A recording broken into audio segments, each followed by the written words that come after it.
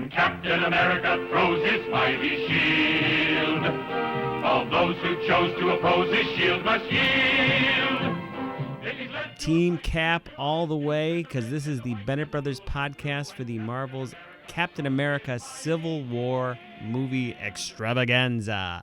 I'm Jerry Bennett. And I'm Joel Bennett. Thank you for joining us. For those of you who have never listened to anything we've ever done before, well, welcome. You're in for a treat, I guess.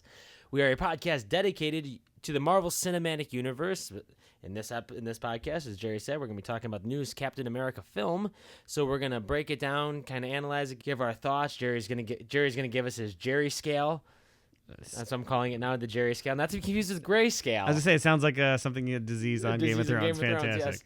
But we're going to talk about it, give our likes and our dislikes, if any, and whatnot. But if you've never listened to us before, we talk about usually a lot of other stuff, like Marvel's Agents of S.H.I.E.L.D. television show, Agent Carter, Daredevil, Jessica Jones, everything within the Marvel Cinematic Universe and how it tries to tie together and create a wonderful viewing experience for the home audience, I guess. Spoilers for everything regarding this movie.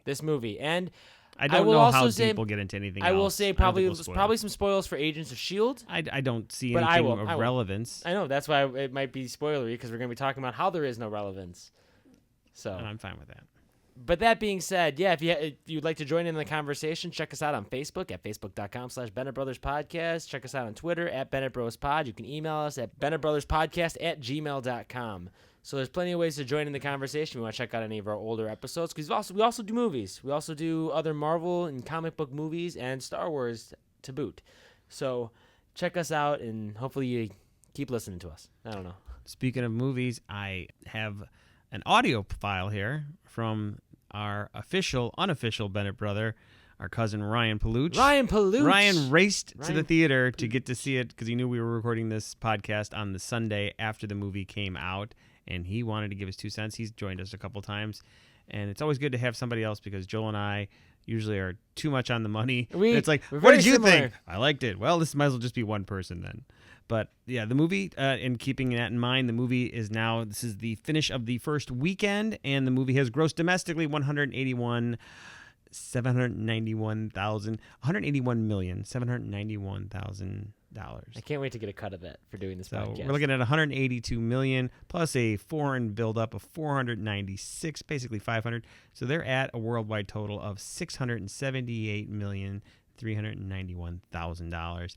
This movie will break $1 billion. It's going to be a big hit, and deservedly so. Before we get into ours, though, let's just hear what Ryan had to say, and then we'll go from there. Hello, this is Ryan Paluch, and I'm sure you guys are all excited to hear my comments on Captain America Civil War. I really enjoyed it. I thought it was an absolutely fantastic movie. They did everything that they should have done. One thing that kind of annoyed me was they kept making them feel guilty about all this bad stuff happening because of them. It wasn't because of them, it was because of outside forces that were acting upon them, so I wish they wouldn't have let that trope keep playing over and over and over again. Ant-Man was absolutely fantastic. Paul Rudd did another wonderful job. Black Panther, it was so cool to see him, and I thought they did a phenomenal job with him. Turning to Spider-Man, I thought the actor that played him did a very good job. He had a bigger part than I'd imagined that he was going to have. He played against the other major stars very well, so kudos to Marvel on this one. Overall, 2 thumbs up. Thought it was a great movie, and look forward to hearing from Jerry and Joel on this amazing podcast. Thanks, guys. Thank you, Ryan. Thank you, Ryan. I was hoping it was going to have like a cool out, like Ryan out. Like a theme song. This was Ryan. He is jamming out. Some reviews for you. And I will give him props That was great. I will give him props. His one negative there about the tropes, you almost have to let that go, because yes, any seam of logic, they could maybe handle that better, but the logic. No, I'm going to disagree with him on that. The fact that every time somebody says, you guys did this, none of our heroes in the movie ever go, no, Ultron did that. Or they created Ultron. Okay, forget Ultron. The New York part. That's different. Absolutely. And they nobody backed that part. Yes, the Ultron part kind of really does fall into Tony Stark's lap. And that's what makes the character of Tony Stark and in this movie and the connection to the other movies. That's very important. Like that's what So I was reading a wonderful review on this movie, and one of the things that they had mentioned in the review that I really enjoyed, and they were apologizing profusely about the fact that they are comparing it to Batman v Superman, and I agree that we shouldn't compare these movies, but you're going to because that's what we do. And they're two movies that came out at the exact same time, Exactly, and they with have the two giant same- heroes fighting each other, yes. With the same sort of concept. Marvel has built up over the 10 years the ability to simplify storytelling in individual movies. And what I mean by that is when Hawkeye and Scarlet Witch are fighting, we know their backstory. So it's funny to see them fight and they're like, hey, we still friends? We're still friends, right? Depends okay, on good. how you get. Yeah, we can see that. We know the story behind Bucky and Captain America. They don't have to spend time going into that. We know the story behind Captain America and Iron Man. We know Iron Man and Tony Stark's deal with Avengers and why he feels so bad about that. We know So we totally don't- why Iron Man and Pepper Potts are breaking up because... Oh, wait, we have no idea. Pepper Potts is in the movie. That's just... They didn't want to bring the actress But in. there's clearly a driving point that deals it. I'm saying, We- and my we'll point is probably we get don't. that at some point. Maybe. No, we will get that at some point. They're not dumb enough. I give Marvel credit. They're not just going to say something just because they're just going to say something. They wouldn't do that. They don't spend millions of dollars on a movie to be like, we're going to throw this line in there and never have it pay off. It might not pay off because they might not use Robert Downey Jr. ever again, but they have an idea that they're going to use that at some point. In whatever time Pepper Potts appears back in a Marvel movie, who knows what that's going to be. But anyways, I'm saying like they have this ability to move the pace of the story quickly forward without having to delve into the back issues of it because we've already gotten 10 years of the back issues. That's what's wonderful about this movie. And that's why the pacing, even though the pacing is very similar to a lot of movies where, you have the big action sequence in the beginning, That you too. go through and you develop the storyline, you set up the conflict and all that, and then you have the point where the heroes have to fight each other. We had that with Iron Man and Thor. We have those moments in a lot of these movies. You have it with a Hulk and Iron Man and Avengers: Age of Ultron. You have to have the heroes fight each other so they can go off and fight the big bad. Now, we didn't have a big bad in this movie per se. We didn't have a super villain in this movie, but We did. we did. We So totally it goes did. near the end. His just motivation was different than Yes, the Red Skulls. correct. It turns out to be. Well, he's not a superhero per se. He's not a super villain. He is in the books. He's but he's not in the movie. He's not a Yeah. super villain. He's an a- average Joe. No, he's not an average Joe. He worked for the Death Squad. They But called it. when I say average Joe, I mean like he is a Enhanced? Shield, he's not enhanced. Yeah, he's a shield operative basically. He's like a person who can probably fight and do his thing, but he's not necessarily going to fight Captain America. He's not going to outsmart. That's okay. Yeah, he's not gonna a outsmart- puncher, but that's okay. He's not going to outsmart Tony Stark or Spider-Man. Or Yeah, anything. he did. But not like technically is what I'm saying. He's not a super villain. He's not I'm just saying he's not a enhanced, supervillain. is what you Yeah, mean. he's not enhanced. But Well- I mean, outside of where the comics are, who's he in the comics? Sure. Well, before we get that, shouldn't we Okay. talk about Oh, sure. because we haven't talked about this movie at all, and we haven't even said anything. We haven't. What did you like this movie, Joe? No, I absolutely loved it. I loved it. I want to watch it again and again and again. It was perfect. It was. I wish I no. I'm gonna backtrack that. Perfect is. I don't know if this is a perfect film per se. You I just don't- said it was perfect. I don't know. I'm taking that back because it's very. I don't hand out the perfect grade. I shouldn't hand out the perfect grade. more think about it. I hate this movie. No, I really enjoyed this movie and I really liked it. I understand motivations. I think I explained a lot of the reasons why I did like it because of the fact that you can get to the crux of the storytelling quickly without having to question why things are happening. You understand it. And I think the directors understand it. I think the writing understood it. You get why the characters are doing what they're doing. My further excitement about this film was learning about the comics because again, I'm not the comic book reader here, Jerry is. So when I do my research on the film after I saw it, it's like, oh, this is why it happened in the comics versus the way this is happening in the movie. And I like that too. So it's like a kind of a secondary thing for me. And then there's the third dairy thing. I think third dairy is a word, right? Secondary, third. That's where you dairy. get your milk. I don't know. Exactly. The next thing I like about it is I get to follow up with Agents of S.H.I.E.L.D. and hopefully they tie into this at some point. And for those of you who listen to our Agents of S.H.I.E.L.D. podcast, I live for the connection of Agents of S.H.I.E.L.D. to the movies. We didn't get that with the previous Agents of S.H.I.E.L.D. television show leading up to this movie, but hopefully we'll get some sort of fallout. Now, I have no idea if we are going to get any. There's a because it doesn't connection. seem- There's a connection, but it's arbitrary. That'll deal with the military and Coulson and everything. But yes, that'll be in our next podcast. But that was also my other thing, too. So for those of you who don't watch Agents of S.H.I.E.L.D. television show, this is going to be spoilery, but if you're probably listening to this, you're probably either never going to watch Agents of S.H.I.E.L.D. television show or I don't think it's going to be spoiler alert, because that's all it is. Or, I think we've settled that. Or honestly. zoom ahead. I always find it funny though, where they're going after this one guy who, he's causing bad stuff in the world and all that. But there is a being out there in the world called Hive who's a super villain. You got to get past this. I can't get past this. It's in the same world. But it's what then you will never get past I it, know. because that means every episode, every TV show, every movie you watch in this, your first statement is always going to be, "What about the Avengers?" And someone's going to go, "That's not happening. Move on." Mm-hmm. And then 2 years later, another movie. "What about the Avengers?" And it's like it's a repetitive thing. It's not exclusive to you, exclusive to everybody. And it's like, well, it's a storytelling thing. But you can't.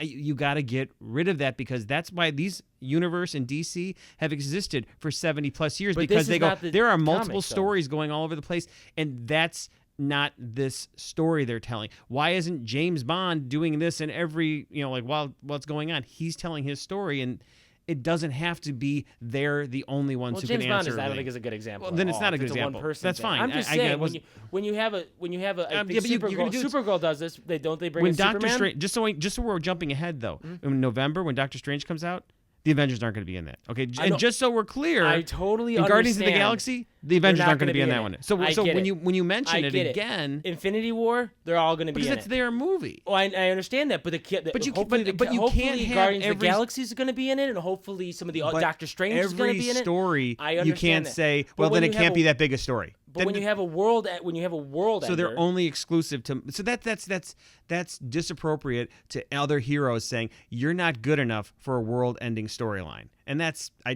don't like that. That's why I like books where it's like you just say they're busy, they're doing something else.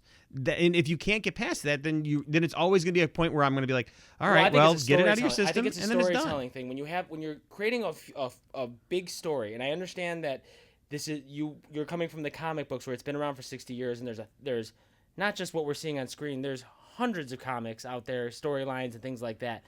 But when we're creating the Marvel Cinematic Universe and the amount of time that they have, it feels like I would like it.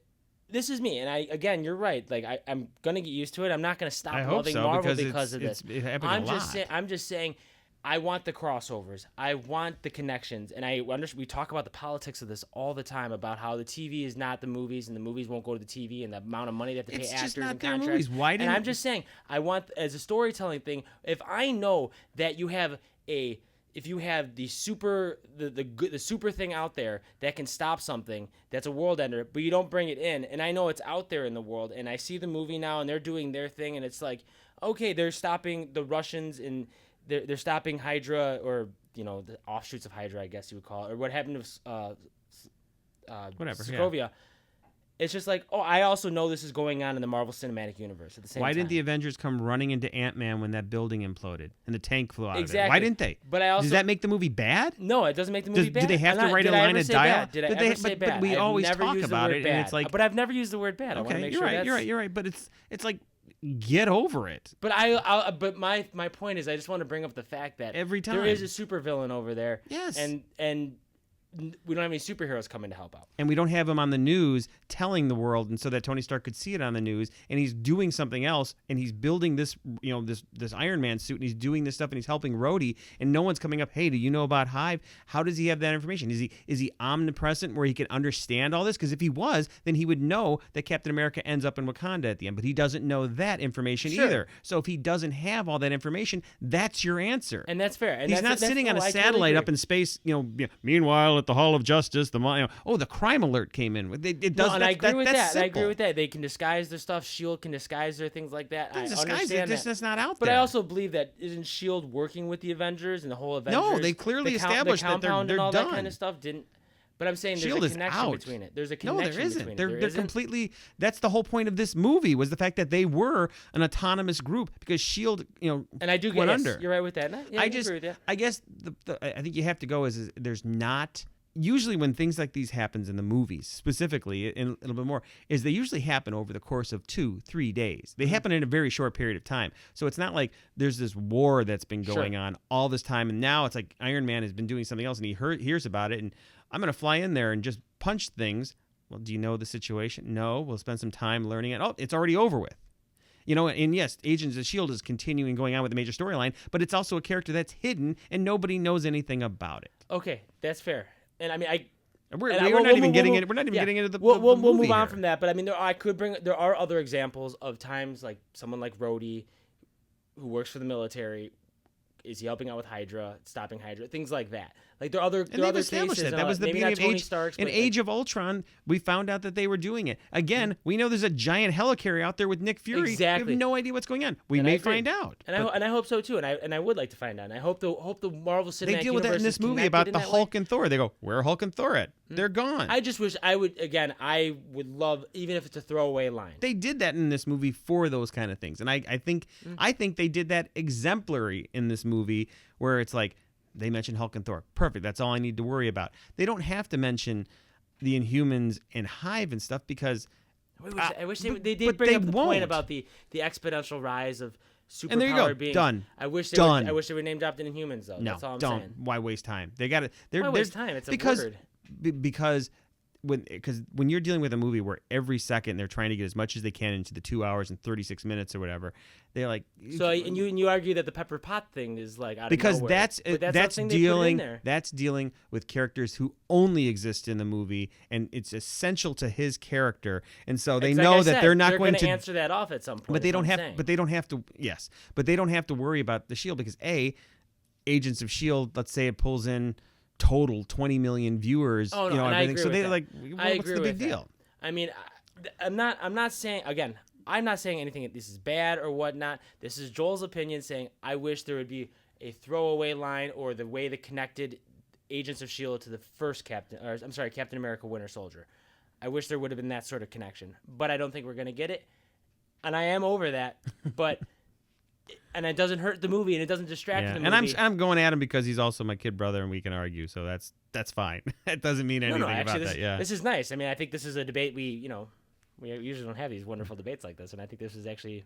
Oh, I think we're going to have this again in the next movie when you're going to go. And where were the Avengers when Doctor Strange was doing his magic power? We'll see what Agents of S.H.I.E.L.D. does on Tuesday coming up here, and how the spin-off of because they're going to have to connect it somehow because they try to connect it. So let's talk about this movie then. Yeah. So you loved the movie. I loved it for all the reasons I said. I think the storytelling was. I like the way they told the story. I like the way the emotions. I could understand everyone's point of view. There wasn't anything about it that I was necessarily taken. I was never drawn out of the movie going, oh, wait a minute, what's going on here? I'm not focusing on the movie. So I liked it a lot. Jerry, you?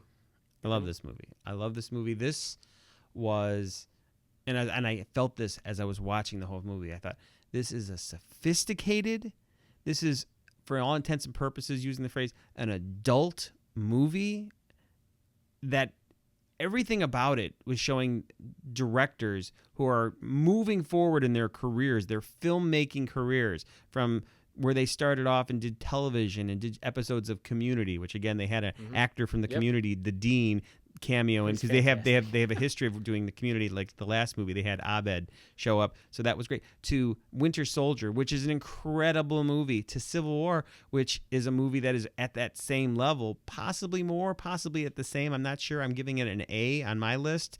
I don't want to say A+ because I have to watch it again and everything. But wow, what a movie! It's a long movie, and as much as there's incredible action, they have these long sequences of information that I was absorbing and loving, and I got to see, will I enjoy it as much the second time soaking all that information? I think I will.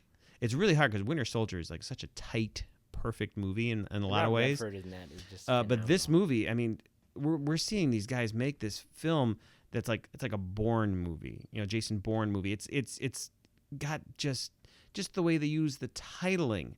Where the words come up as 1991, present day, Queens. Anytime they would do that, it's like this is just taking such a sophisticated, high quality, adult approach to this. It is not a comic book movie. It is not the definition of what you call a comic book movie. I'm so glad we've moved away from that. Yes. There's elements, there's different ways of defining. Batman v Superman is defining it in a different way too, versus what it was in the 2000s, and there's definite greatness in some of those other movies, X2 and Spider-Man 2 and all that. But wow, the sophistication of this film, it's mind blowing. It also does something that this is a smaller detail, but I've always mentioned this on our previous podcast and things that when they do it right, I love it in superhero movies. What were the Avengers? No, I'm When just they kidding. combine powers.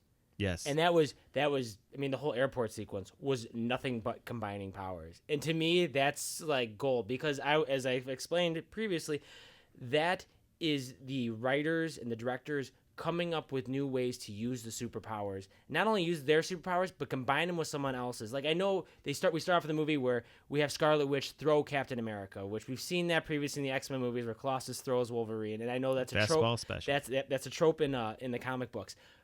But there were so many more. He puts a line in, like we practice. Yes, Perfect. there's so many more times they use that, especially in the airport sequence where you have every character helping each other out with their powers combining. And to me, it's cool to see it once.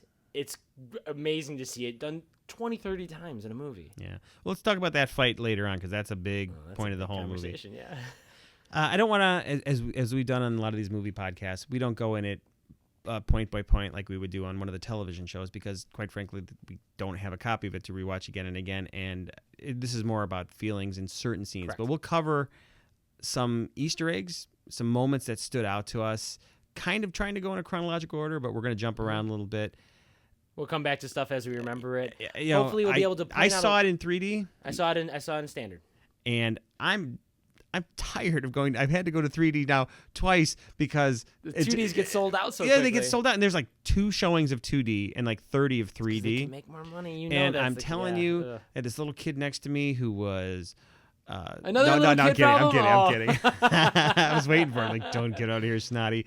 No, the problem I had with 3D is, and I don't know if I got used to it or not, but my wife said the same thing. Is the early 2 fights in the movie. They have the handheld camera moving around and everything, and in 3D, it just starts blurring the edges on them. It's not. It's fast editing and it's cutting, and they're boom, boom, boom, boom. I didn't notice it in the airport fight, but boy, I noticed it early on. I was like watching Did those anything fights. stand out in 3D? I was watching those fights, and I was thinking, no, it didn't. Nothing. I have a whole issue with 3D in Hollywood. I'll say it real fast. Hollywood spends 50, 60 years telling us this is what 3D is. Poke you in the face. Arrows. Poke, poke, poke, poke. And then now 3D is such a standard. They go, no, that's not 3D. 3D is depth of field. Look at the depth of field. Look at how deepness. And I'm like, forget it. You told me that 3D was poking me in the face. So I go to see a movie. Nothing pokes me in the face. I'm not getting what I wanted. So screw you, Hollywood. You told me that I'm supposed to get poked. Coming down. That's what we're told. We were told that's what 3D is, and now that they can't do that every movie because they figured out a way to do it, they're like, no,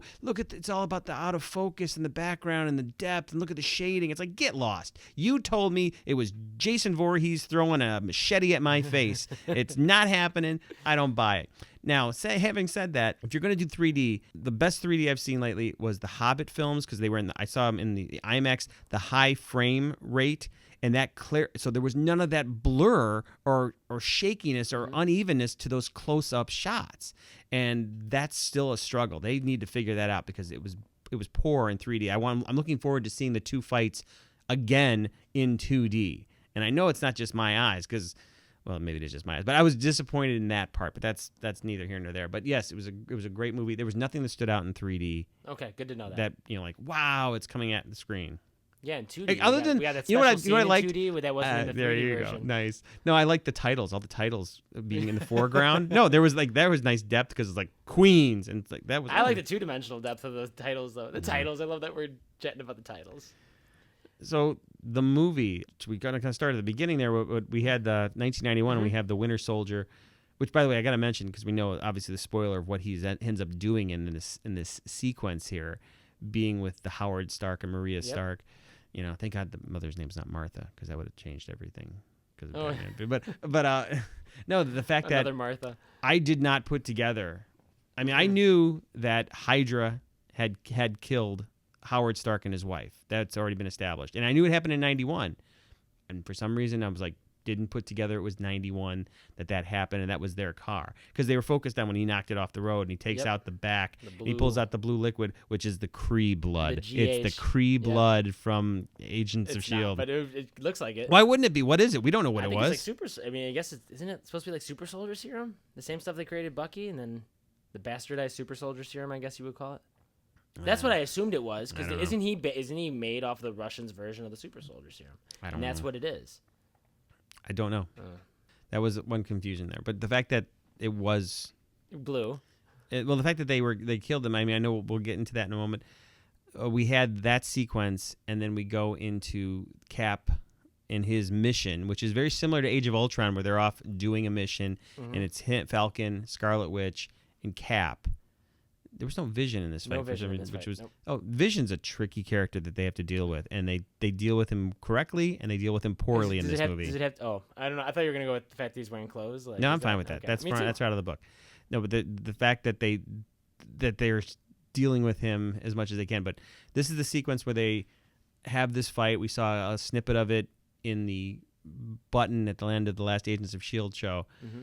It's fine. It's reminiscent of Agents of Age of Ultron when they had the opening there where they're off doing a mission.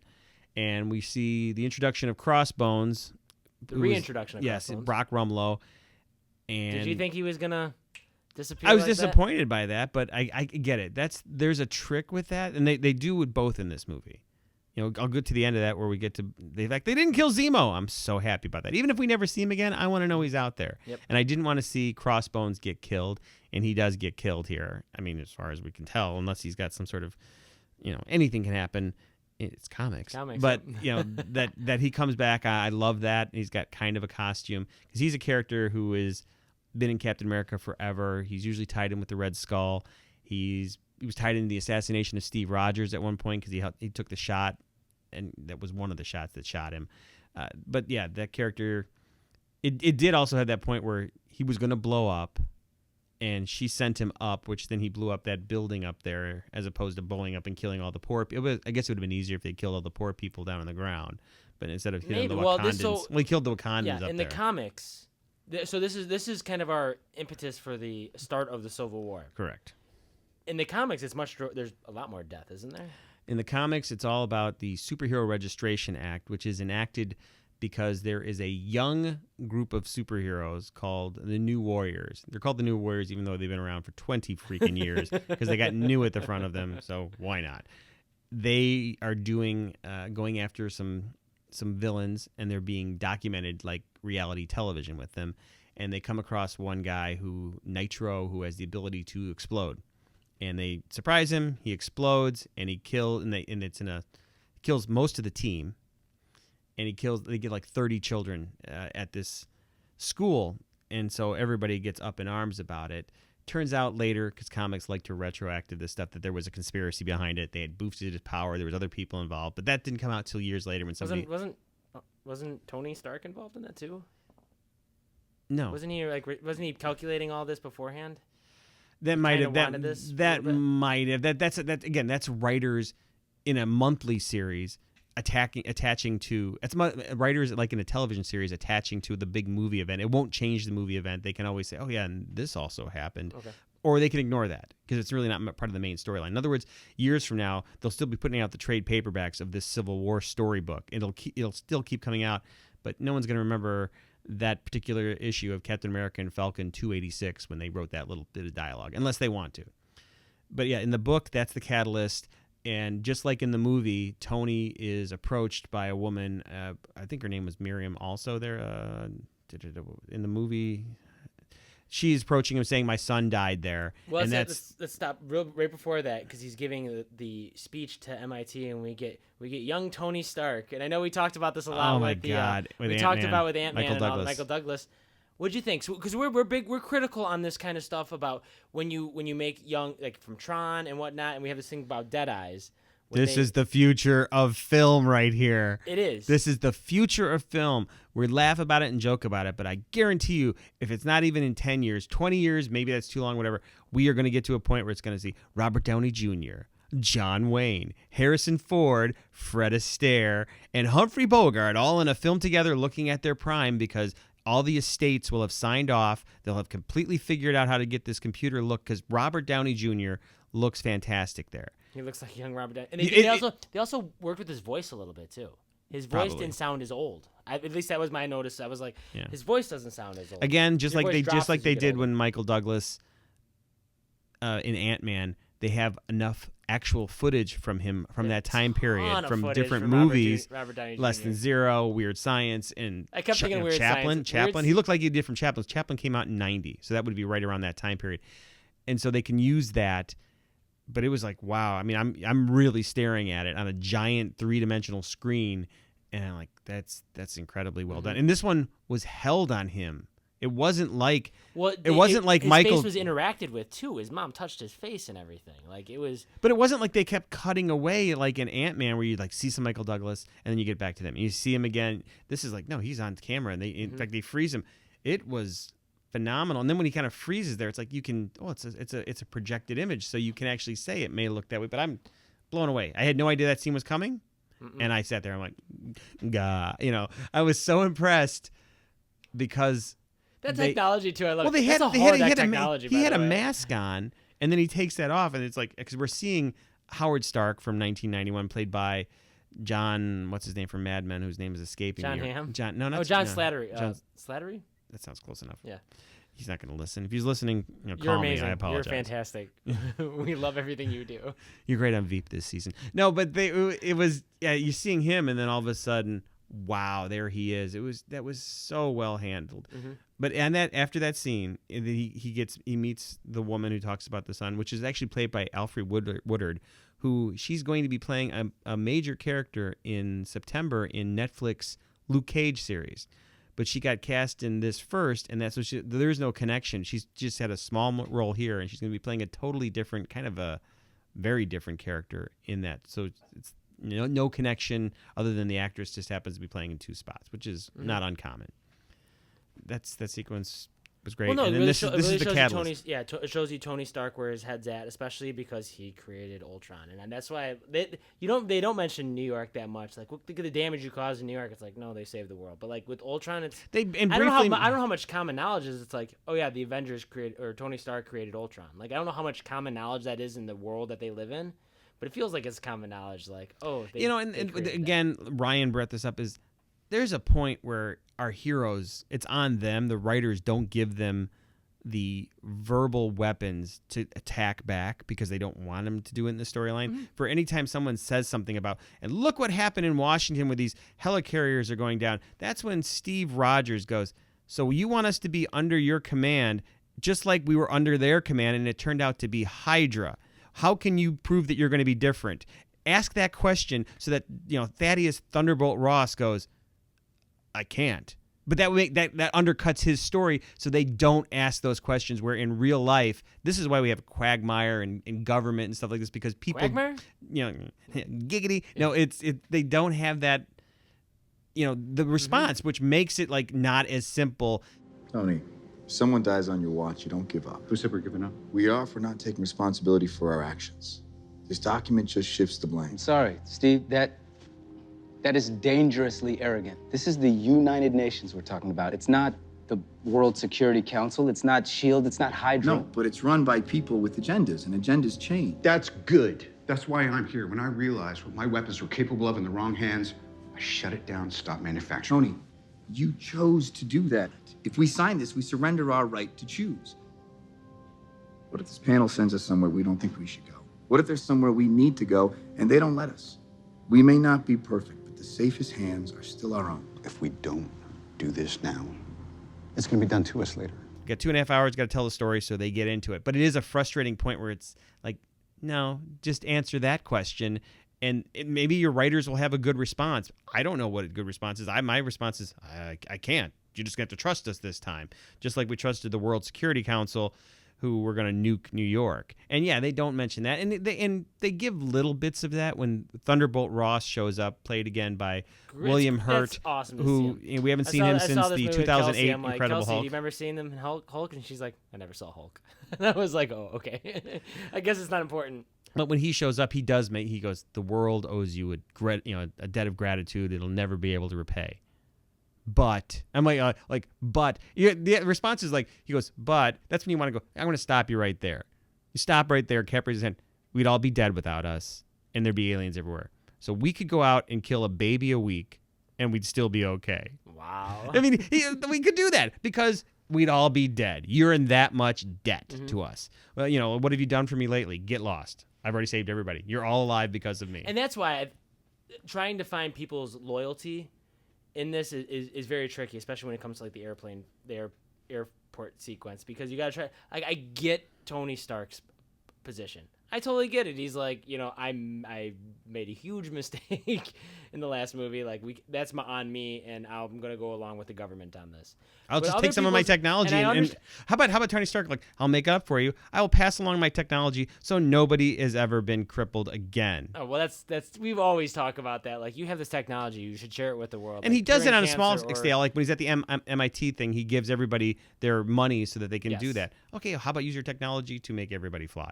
We can't do that. Well, it's like, no, you could, because you did create Ultron. Mm-hmm. Okay, how about this? Everybody in Slovakia, wherever the country is, we'll let them all have the ability to fly. If your country has part of it lifted up and crushed by a robot I made, then I'll fix your country too. Sorry about that. My bad. Yeah. But Thunderbolt Ross was great having him in there.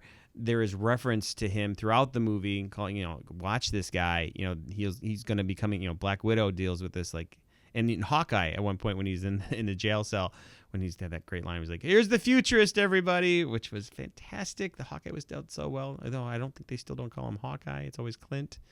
Yeah. But the fact that hey, watch this guy. He's coming for you. And if you know the comics, I won't spoil this, but Thunderbolt Ross has been around since the 60s. He's always been a pain in the butt for the Hulk. And then in the last 10, 15 years, they've added another element to him. I don't want to spoil it. It's just a big superhero-ish element to it that I'm assuming that's in the future in one of these movies, and it'll be phenomenal. So I'm excited about that. We get a moment that came up here when we get our second death, a long-term death in this movie. We lose Crossbones in this movie. He's dead. We also lose Peggy Carter in this movie. Even though she could be doing television series for the next decade. Our third death, we don't know about the other death because of Tony Stark's parents, but neither here nor there. I mean, we don't know about it yet. Howard Stark and Maria Stark. We know they're dead. We know they're dead, but we get their deaths in this movie. We don't get their deaths yet. We get their, you know what I'm saying? I know, but this is, I guess I meant in present day. Okay.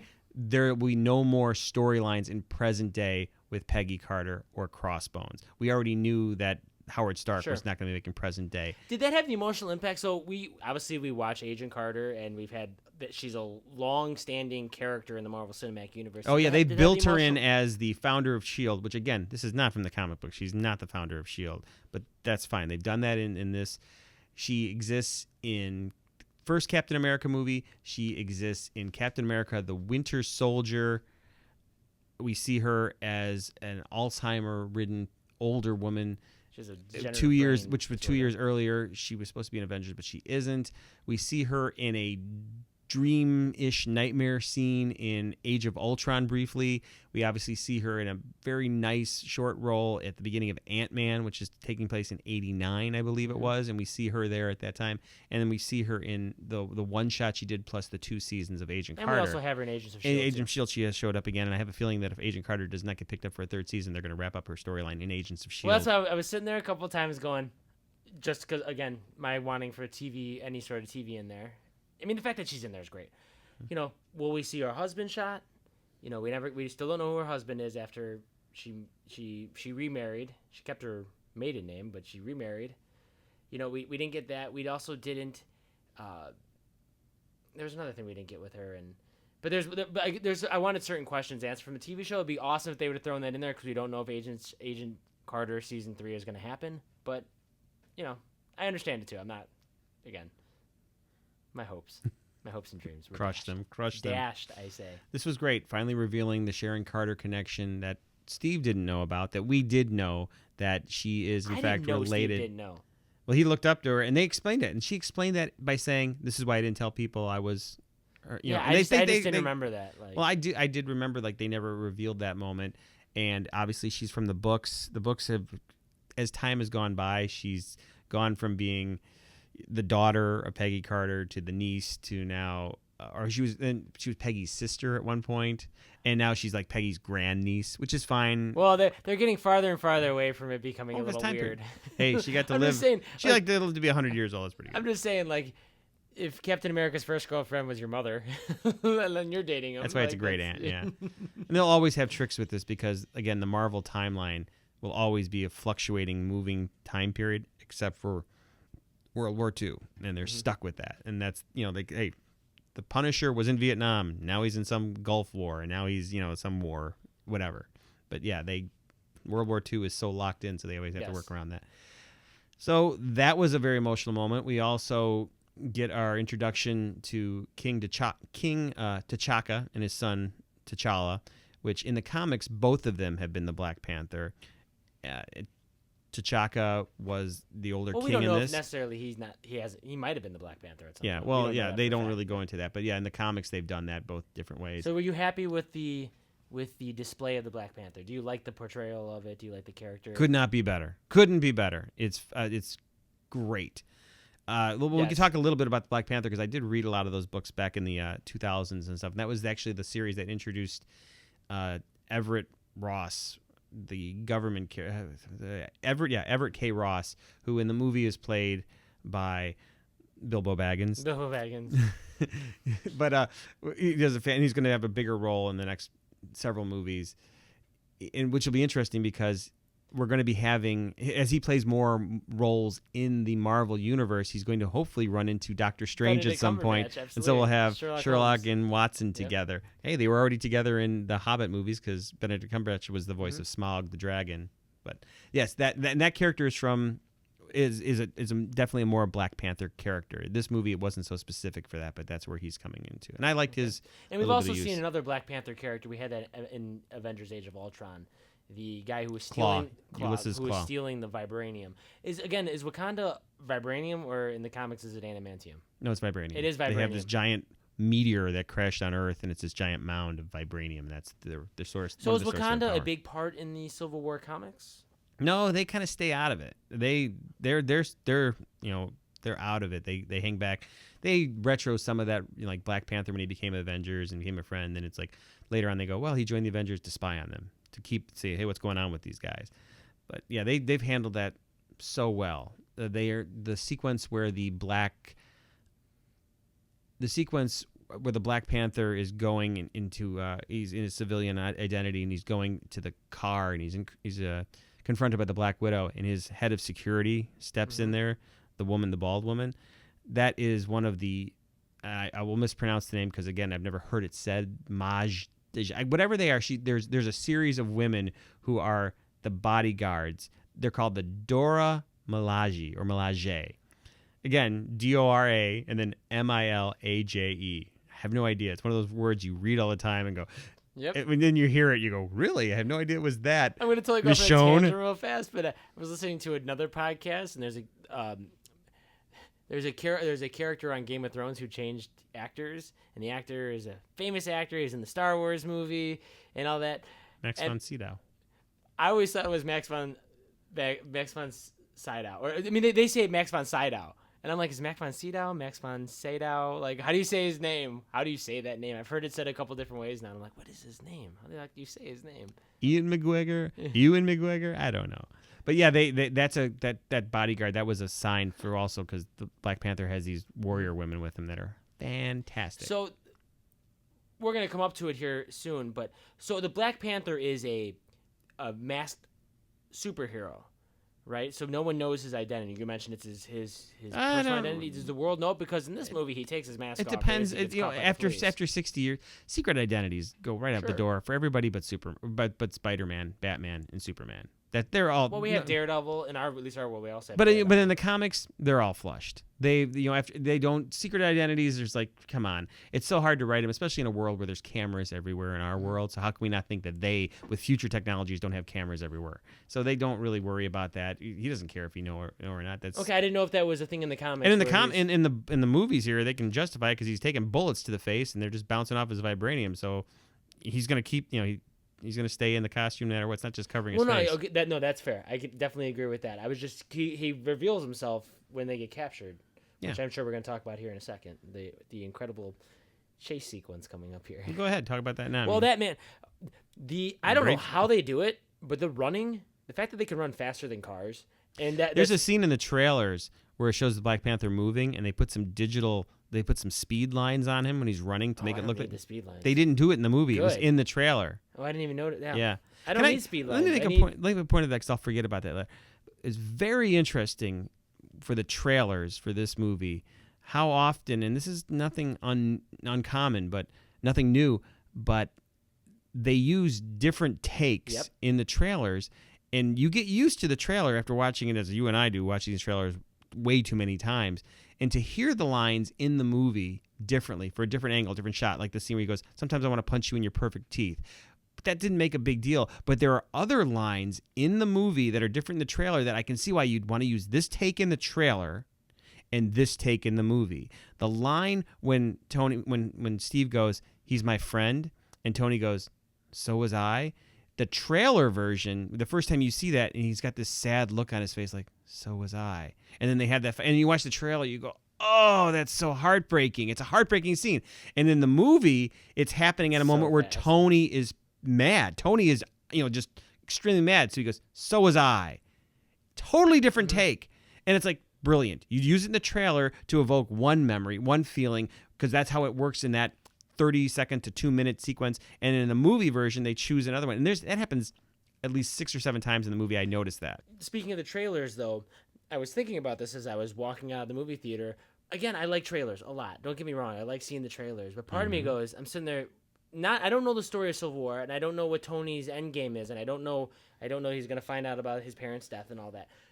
But I know there's another fight coming up because I remember seeing Bucky and Captain America passing around the shield and fighting Tony. So I'm like, oh, there's going to be another fight with them coming up. That part of it diminishes the storytelling for me, that I know this is coming. That's our fault. That's not and their that is fault. Our fault. So we overanalyze those trailers because we love it so much. But not even overanalyze. I just know that scene's coming. Like, I've seen that shot. Hey, like, Star Wars Rogue One's coming, and you'll be watching that whole movie going, when's the scene where they're running in front and then the AT-ATs are shooting at him? And if you don't see it and it's like 3/4 of the way movie, you're like, oh, that turns out to be the end fight scene. You do that. We all do that. And exactly. But this one was even more important because I'm like, oh, I know where Tony's still going to have to fight them. Like, this is still going to happen. And then how? Because at that point in the movie, he's like, hey. I'm wrong. He's like, I'm wrong. I knew it was coming, but I didn't know how. So that was the enjoyment of like, okay, what's going to turn him? And I'm watching that just like you. I'm thinking, is he going to have to fake that he's mad because Zemo's holding something over him? Or is the Black Panther? Or what could turn him? And then when I realized what they were doing in that scene where they were revealing, that's when I also went, oh, I'm such an idiot. I didn't realize.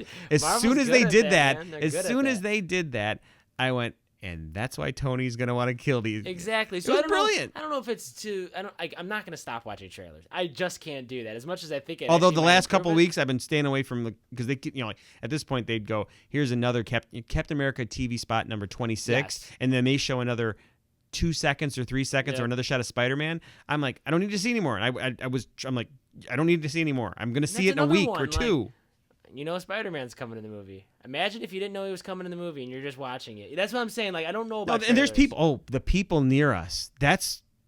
We were getting a kick out of this mother and her 2 kids next to us because they were going into this blind. Like, door opens, there's Paul Rudd. Oh my God, it's Ant-Man. We start smiling like they're getting this experience. That's great.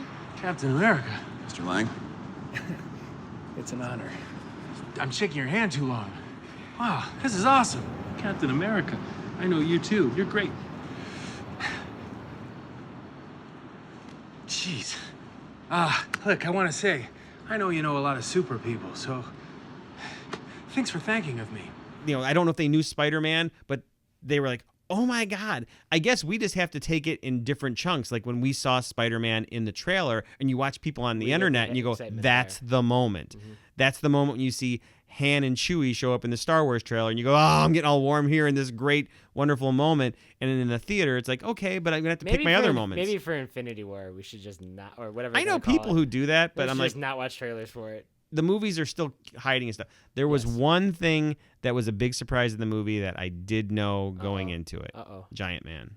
Oh, because the merchandising. I didn't know that. Yeah. I didn't. The only reason I knew that is because. So you knew it, though. You knew it. I did. I read an article on Legends of Tomorrow, the TV show on CW.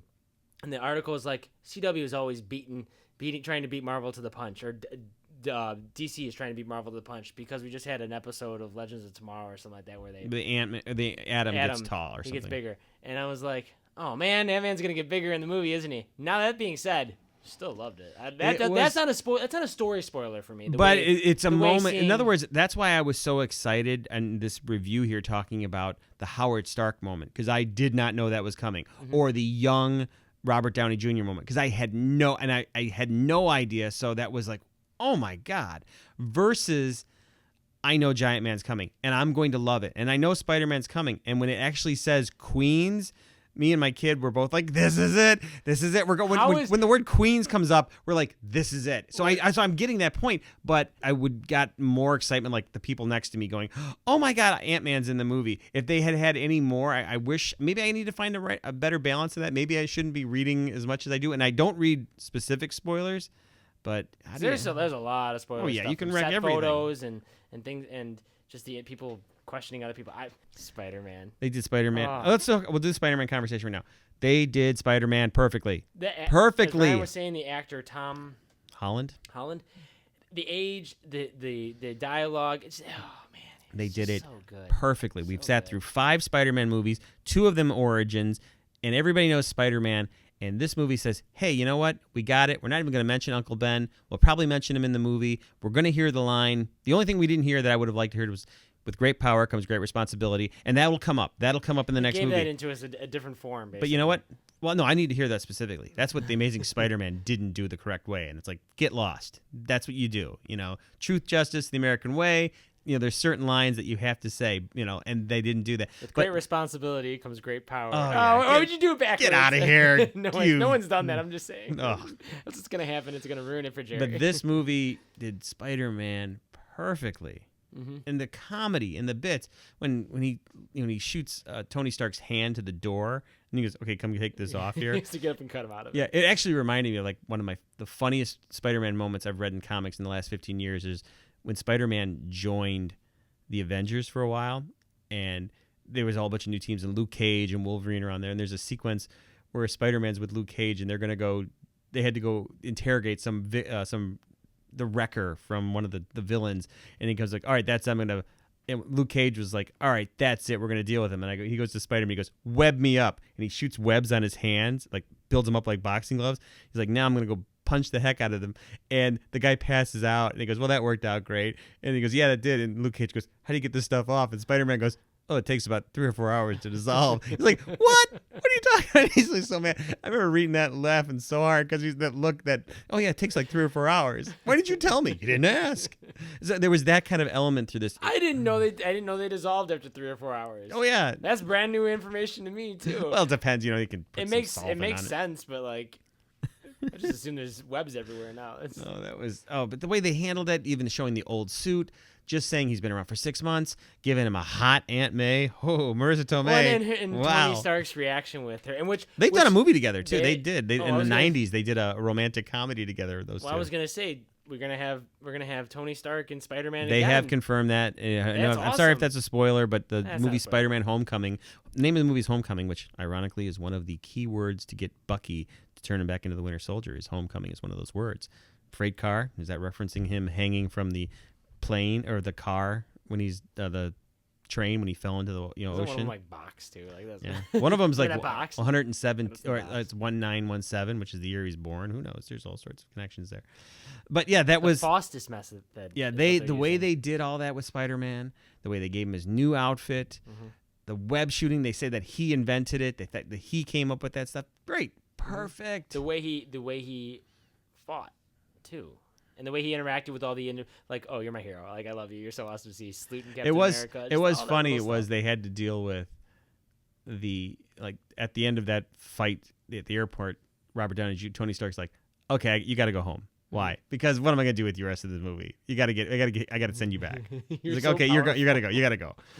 In the whole sequence where he's interacting with Captain America and I guess we'll talk about that when we get into that fight, but just talking about Spider-Man, even the very late button, the second ending there, which since we're talking about Spider-Man, is when he gets the projection that he puts on the ceiling from his wrist, which is the Spider-Man logo and everything. That's right out of the comic books. It was actually kind of like, oh, that's cute, but it really wasn't as exciting as.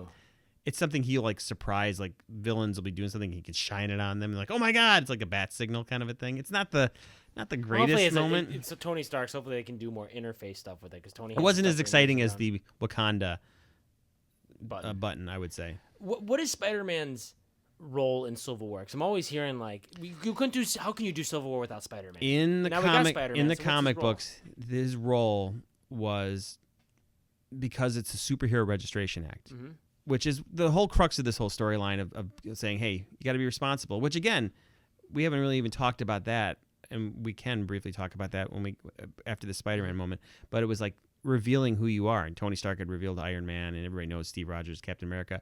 Nobody knows who Spider-Man is, and Tony Stark gets him to come over to Team Iron Man, and he reveals himself on camera saying, "Hi, I'm Peter Parker. I've been Spider-Man since I was 14 years old," and everything, which is great because then they do all these cuts to other people, like J. Jonah Jameson's passed out on the floor, and it was great. There was all these moments like I can't believe it, which then has negative ramifications as that goes on because it actually endangers. He eventually goes to Spider-Man goes to Team Cap, and actually. Iron Man had built him a new suit, which is all mechanical and everything, but it eventually endangers Aunt May and his wife and everything. Yeah, so that's a very limited. So is that's his role in the Civil War? Yes, he's the one who jumps ship and goes to. The well, other team. A lot of things happen. The Punisher gets involved. There's a whole storyline. They killed different villains. Giant Man, who's played by a different character, gets killed by a clone of Thor because Thor is gone at this point, and there's a Supermax prison that's in the negative zone called 42, and the Fantastic Four are involved, and the mutants pretty much stay out of it. It's a very complicated but great storyline. I was under the impression that Spider-Man was a large part. Well, because he reveals his identity, so that's which then they got rid of it like 7 years later when Spider-Man's wife makes a deal literally with the devil and makes everybody forget his identity. It's a terrible storyline. Terrible storyline. They disavowed the wedding. I don't get started about that. I don't want to talk about that. Okay. Let's talk about the premise of this. Are you Team Cap or are you Team Shellhead? Nice. That's his. I didn't. Well, I'm Team Cap. Like, maybe it's because it's a real world situation. Do you want to know that somebody's overseeing these guys? It's such a hard thing to do because if you had a close loved one. I'm anti-death penalty until someone I know. Do you want vigilantes going around right now, or do you want somebody who's overseeing them? And do you trust the people who are overseeing them? That's all. That's the problem. It's not an easy yes question. Or no answer. I think so too. I think it's really complicated because I think in the we elect people to be in power for those things, but those people obviously have abused power forever. So like you can't trust them, but you can. In the comic books, such a hard in the thing. comic books, I'm Team Cap all the way because I'm reading these characters. I know they're doing anything for good reasons, and I believe them. In the real world, no way. I want somebody to be overseeing them because I have no idea if they're going to like turn this to someone this who's or like an elected official or someone who's not elected and is just a powerful person who can. It's tough. Yeah. It's really hard. It's interesting in the comic book when they first started this out. You initially think Cap is going to be the government. He's going to go with S.H.I.E.L.D. And when he in the first issue just says, nope, I'm the other direction, it's a shock because you assume the Cap is just going to toe the line. That's also one of the best lines in the movie, and it's a different character with Hulk. Whose team do you think he would be on when Scarlet Witch tells it to Tony? But you're right. I think in the real world, I'm more Team Iron Man because like there's businesses in the world, big corporations. That's like, who oversees those corporations other than people who want money? It's like I want the government to oversee some of those so they don't, just step on the workers and do that. So I guess if that's a kind of a weird analogy for it, I would definitely say I'm a Team Stark. But you're right. We know these characters, and we know. And this is still hanging at the end of this movie. There is no resolution at this. In the comic books, they kind of eventually Cap has to surrender, and there's a whole thing with that, which people are upset. Like, why didn't they end it like the books where Cap dies? It's like, because you know what he comes back. Why waste that? Why do that for people? Like, oh no, he's dead again. Like Superman, Batman v Superman. Superman died. Guess what? He'll be in Justice League. So you're not fooling anybody. I mean, at least we can understand that when we do the Infinity Wars, or again, whatever they're going to be called, these are actors who are getting older and require lots of money. So you may see, bye-bye Steve Rogers, potentially, and then they'll bring in the Falcon will become Captain America, or someone else brought in will become Captain America because they're cheaper and they have them under contract. So that's going to have more of a lasting power with the Marvel Cinematic Universe than in the comic books. In the comic books, you kill off Captain America, you can bring him back because he's a drawing on a piece of paper. Well, in our world, I if think you kill off Chris Evans, Captain America, Chris Evans ain't going to come back and play Captain America. And I think this is just a problem now. I put this in. We're still in the first 5 years of Bond movies where James Bond is only Sean Connery. Sure. Who could ever play him besides that? Now we live in a world where there's been 7 people playing James Bond, and I say within 20 years we'll be like, we've already done that though with Rhodey. I know, but you know what I mean, the major characters. Who's going to play Iron Man? Right now, that's inconceivable that anybody would ever play Iron Man. There's no way. Well, what could we relate to that in today's world? I don't know. It's not like people just a few years back went, well, that's it. Heath Ledger was the last Joker. Nobody can ever play the Joker again. Meanwhile, Jared Leto is playing the Joker in Suicide Squad later this year. So somebody else will play Tony Stark at some point because the character will outlive us all. For sure. It will happen. And then this conversation that we're having now will be moot, and people will be going, remember when those 2 guys made that podcast before they became superstar millionaires? Yes. But here's the other thing. They could do good writing with it, too, where you have so many characters in the world. We have so many characters in the world where Iron Man retires and he's just gone. Like, you don't have to deal with Iron Man anymore because he's retired from it. Because you have so many characters to deal with. You don't acknowledge it, or you just don't. Or you do kill him off and then he's done because you don't need to do any more Iron Man movies. I think they do that with a Crossbones character. I don't think you do that with you. I mean, yes, you find ways of doing it. Do you acknowledge it? Yeah, you could say, "Hey, Tony got de-aged," but then it's like I say you deal with it in the way they deal with. How many Batmans have we had? How many Batmans have we had in the last couple years? You had more than one. You're going to have more than one Superman. You have that. You move beyond that. I know this is a new world where we've never had anything interconnected this long, but you're right. There's already been 2 Bruce Banner, and that's a major one. That's a major one. So yeah, we'll get past we'll it. See. Well, hopefully they do good writing, and as opposed to yes, we've had 2 Bruce Banners, but hopefully they do when they take an actual character. I'm not saying the actor, when they have a character experience a death or experience a retirement, that they actually follow through with that for a while, and that'd be kind of a cool way to go about it. So let's go through the wrap. I think because we're going on this a lot. Just some of the points that stood out to me with the fight. The fantastic. I thought I was saying about the use of Vision earlier. The Vision is a character that's real tricky because he's way super powerful. How do you beat him? Electricity in this movie tried to slow him down, or it's a Scarlet Witch. And the sequence when he went through the wall and they came back and went, Clint, you're here. Fantastic.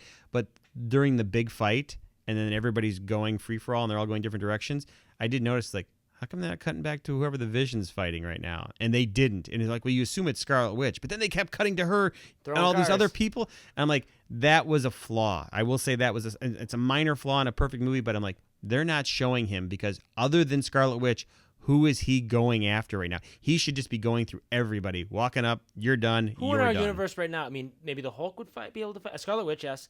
The Hulk, Thor. He can turn intangible. The Thor, yes, because he's got the lightning, but he can turn intangible. So I'm just saying that's something that I found a very small, minor piece there. The way they handled Ant-Man was... Did you like Vision and Scarlet's relationship? Yes. Oh, yes.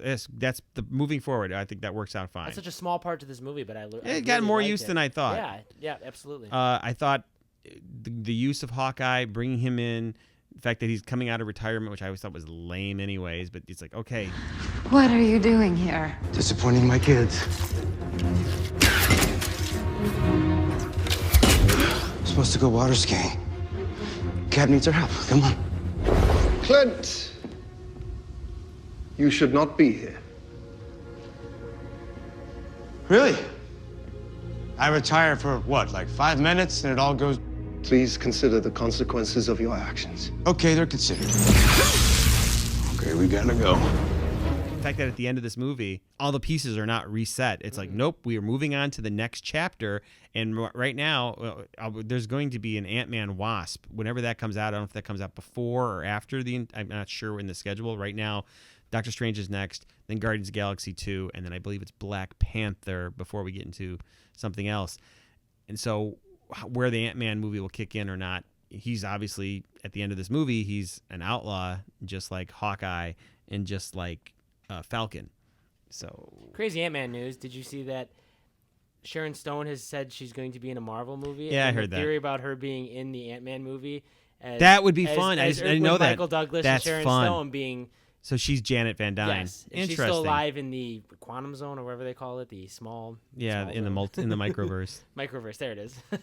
I called it the small zone. That's. Obviously there was reference to Empire Strikes Back, with the whole comedy bit in there, but also again, all of the I shouldn't say all of them, but almost all of the Marvel movies pay homage to the Star Wars movies by cutting off limbs, and Bucky loses a limb in this one, so you get to cut off arms, and Thor loses a hand. All these people lose, so that was part of that. The use of the supervillain place, the Raft, the prison that's out of the books, that was pretty good. I was hoping Who runs we'd see the more. Raft? So is that a military government thing? Yeah. I mean, the books again, it's usually S.H.I.E.L.D. is involved or other groups like that. That was well done. The scene of Wakanda at the end with the giant panther, it was perfect. I thought they handled Freezing Bucky. Oh, just fine. I don't know that was kind of a cop out. Like, well, we're not going to deal with anything, so we'll put you on ice until the next movie. So that's fine. But the fact that they don't kill Zemo exists. He's out there. So who is Zemo, like in the comics? Baron Zemo is the son of Heinrich Zemo. His name is Helmut Zemo in here. Heinrich Zemo was one of the World War II villains, just like Baron Strucker or whatever. And he was the one who actually, I think Helmut Zemo was the one who launched the missile that had Bucky and Cap both stuck on it, and that's what killed Bucky, quote unquote, killed Bucky. That's the connection. Helmut Zemo, Baron Zemo in the books, thinks he's correct, and he's usually with the. How can you think you're correct when your organization's called the Masters of Evil? I don't know, but they are. But he's actually been a superhero when he's with the Thunderbolts, but he was called Citizen V. There's a whole thing, but he's a very complicated character. But we're the Masters of Evil, but we're good. Invest in us. We're the Masters of Evil. No. Why? We're masters. Well, it's like Magneto. We're okay. What's your group called? The Brotherhood of Evil Mutants. It was the 60s. What do you want? Yeah, again, the fight was fantastic. They split everybody. The pieces were moving. You were able to follow it. Spider-Man's over here. Oh, the relationship between Bucky and Falcon was fantastic. The antagonistic relationship. We were laughing when he's like, "Can you move the seat up?" No. I thought Falcon was outside of I love Spider-Man, I love Ant-Man, but Falcon was the most improved player in this. If I'm going to give out awards, because his character, you have some wings, that's awesome, but the way they used the wings, the way he had his little drone, Redbird, the way this comedy, he was the most improved player by far, and so much so I'm like, I want to see more Falcon because he was badass in this movie. Yeah. He was fantastic. Thank you for that. Again, we talked about Ant-Man, and the Giant Man scene was really well done. It was like, wow, his character just became super powerful. His slow moving though, and I like that. Well, I like that. No, the physics of it. I know they make the joke in the movie. They kind of dealt with that. the physics of your shield work. Well, it's kind of like that was Spider-Man line. Yeah. Well, the giant stuff, they kind of dealt with that in the Avengers movie when those giant whale creatures were moving around. They were really fast. It's like I like that though. I like the idea that it's different sort of physics. They let Paul Rudd, the Scott Lang Ant-Man character, get the comedy moments in, but also the serious moments in. They brought his character and made him so, important. He goes from being this little guy who's doing stuff, which is great. He can almost take down Iron Man because he can go inside of Iron Man. He can almost take down almost all the other. He can only take him to him one time because then the next time he ever does that, Tony's like, well, now I know there's little things that go in there. His interaction with the Falcon, yeah. Just his when he's caught at the end and he's like, Hank Pym said never trust a Stark, which was fantastic reference to his movie. And I thought it was a never trust a Game of Thrones Stark, like never trust. There you go. Winter is coming. No, and the fact that then Robert Downey Jr. goes, "Who are you again?" And he's just like, "Oh man, come on." He's like, "No, I'm getting no respect." I thought that was great. I don't know. Is there anything else? I mean, so there's a couple things that I thought about that I wanted to mention. And this goes, I like to connect to the TV shows, but yes, you do. They do this whole thing where he's Bucky, right? And he blows it up, and they're like, they catch him on video, and they're like, that was Bucky that did it. We had the video of him. But there's masks out there. There are masks in this world, and they cover that. It's like, but they're like, he has prosthetics. I'm like, why do they say he has one of the masks? And I know we hate that because it's such a cheat. It was like that means nothing. Like, look, we caught him on video. It's like, doesn't anybody eventually does? Iron Man does realize that, and I appreciate that. One moment I forgot to talk about was the fight sequence. First off, I love Sharon Carter and Black Widow fighting together against Bucky when he was programming goes back. That was so well done. They're both holding their own. And then when she's getting slammed and he's choking her, and he goes, she goes, "Don't you even know my face, or don't you recognize me, or don't you remember me?" Whatever she says there. you can take that as reference to the Winter Soldier, or you could take to the reference that she is Russian. She came from Russia, the Soviets. She was trained over there. There's a very good chance that they actually had a connection, a relationship in Russia. And that's a reference to the fact that, hey, remember when you helped train me? Hey, remember when we did this mission together? That's the reference that there's, because in the comic books, that's exactly what happened. They had a relationship. Actually, they were a romantic relationship between those two characters. So that was a reference cool to if that. They bring it back. I don't think they're going. I don't think they're going to do that. I think it was more of a Winter Soldier reference, but we'll see. So we had a couple deaths. We have Crossbones die. We have Peggy Carter. We find out about Tony's parents. So the other big consequence of this film, although it wasn't resolved, was Rhodey, War Machine, gets paralyzed. Which happens in the books too. Which is until they don't need it. Which made me think about that a lot. About the characters who have been in the Marvel Cinematic Universe the longest for us. And we have Tony Stark, obviously, and Rhodey. He's been in a ton of our movies. War Machine, like we actually have a connection to him more so than Falcon 3 Iron Man movies, 1 Avengers movie. Yes, and so we were like, we have this connection to this character, and like to have him be paralyzed. This is his 5th appearance. Mm-hmm. And then when he goes down, and then who runs over to him? It was a Falcon, and then Tony Stark shoots him. Yeah. Shoots him away. I love that. Well, yeah. But it was great. That had an emotional pull on me in a way that like I recognized with Tony's relationship with him, but he's also that's one of the oldest characters as Marvel Cinematic Universe goes to us, and I like that. Mm-hmm. I like that. I mean, if they would have killed him, I think that would have been a little bit more more of a draw. But I enjoyed what that was. He was the character they did that to. Yeah. You mentioned that in the fight there, and I'll just bring up one last point. I'll talk about the fight, and this is the last point I'll talk about because we need to wrap this up. The writing and choreography of that whole fight. Think about when you go into that. You have all of these characters. They all have their importance. You don't want to downplay. Like, it's very easy for a terrible writer to be like, and then they knock Hawkeye out and he's out. It's like, and they don't do that. They make sure everybody gets their moment. Everybody is fighting at their highest. They have a value. This guy wins a little bit, then he wins a little bit, and then he eventually gets back. They balance that so well, and it felt so natural. The only person that really disappeared, you mentioned the Vision. That's a writing thing. But Scarlet Witch disappears, but she becomes she's the one who changes size. Yes. You said Scarlet Witch. I'm sorry, Black Widow. You know why you keep saying that? Because it's Scarlett Johansson. Yeah, that's You've done that earlier. I've done that a couple times. I was letting it go. I was letting it go. Yes, forgive me. Sorry. Yeah, Black Widow played by Scarlett Johansson, who was a witch in a movie, I believe, at one point too. No, well, the woman who plays Scarlet Witch, her first name is Widow. We messed up. Oh man! All right, I think we've covered so much. There's obviously you can spend another half hour to an hour arguing and talking and going on to these parts. So we probably will continue this argument conversation after the next Agents of S.H.I.E.L.D. television show when we do our podcast. So check that out because I think I always look at that as the sequel to the. They're definitely going to continue a little bit of that storyline. Appreciate you giving us a listen to this whole long thing. If you've hung out to the end, I hope it made it entertaining and informative for you. We tried to cover a lot of pieces. If we've missed anything, go to our Facebook page and tell us that, hey, we missed the part that Sharon Carter gave the speech in the Peggy Carter's funeral. That was actually the moment that in the comic books, Captain America gave that speech to Spider-Man. Well, now you can't mention it because I mentioned that. But if there's something else we missed. And we know we've missed some stuff that we want to say, but we're not going to bore you. But it's going to get longer than the movie at this point. It was fun talking about it, though. I can't believe I ever had a podcast where I wanted to come over and choke Joel with my metal arm and say, "What's wrong with you?" No. I want to blow off his metal arm, so he just got a stump. So, thanks for listening, everybody. I'm Jerry. I'm Joel. We'll talk to you next time. Captain America throws his mighty